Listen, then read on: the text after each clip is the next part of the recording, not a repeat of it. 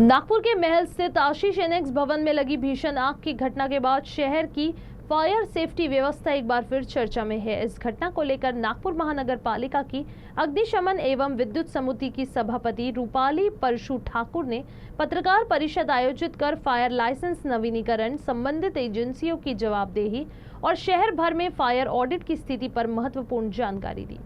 नागपुर के महल स्थित आशीष एनेक्स इमारत में आग लगने की घटना के बाद नागपुर में अग्नि सुरक्षा व्यवस्था को लेकर कई सवाल उठ रहे हैं। इसी पृष्ठभूमि में मनपा की अग्निशमन एवं विद्युत समिति की सभापति रूपाली ठाकुर ने प्रेस कॉन्फ्रेंस कर स्पष्ट किया कि इमारतों में फायर सेफ्टी मानकों का पालन सुनिश्चित करना अत्यंत आवश्यक है।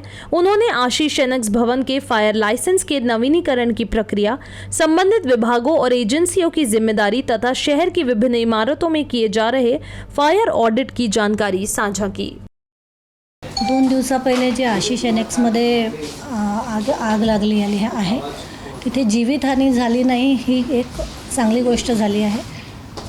अशी पुन्हा नागपूर शहरात कुठे झालं नाही पाहिजे म्हणून त्याच दिवशी प्रत्येक स्टेशनमध्ये मी लेटर दिलं की तुमच्या स्टेशनमध्ये जेवढे पण हे मोठे मोठे शोरूम आहे तिथे पहिले पूर्ण त्याची तपासणी करा, पूर्ण ऑडिट करा की त्यांनी पूर्ण NOC घेणं जरुरी नाही आहे त्यांना, पण त्यांनी फायरचे सिस्टीम तरी लावले पाहिजे की अशी जीवितहानी कुठे झाली नाही पाहिजे आणि जर आग लागली तर त्याच्यावर नियंत्रण केलं पाहिजे।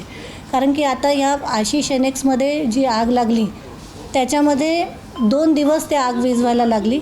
आमच्या फायर ऑफिसरांना इतका त्रास झाला, ती बिल्डिंग फोडून आग विझवावं कारण की ते अनधिकृतपणे व्हेंटिलेशन कुठेही नव्हतं। अशा पद्धतीने आणि आगीवर लवकर नियंत्रण व्हावं यासाठी यांनी पूर्ण सिस्टीम पूर्ण उद्योगपतींनी लावलेली पाहिजे आणि असे निर्देश मी दिले आहे की ही जिथे पण कुठे त्यांनी केलेलं नाही त्यांना त्यांच्यावर कठोर कारवाई केली पाहिजे।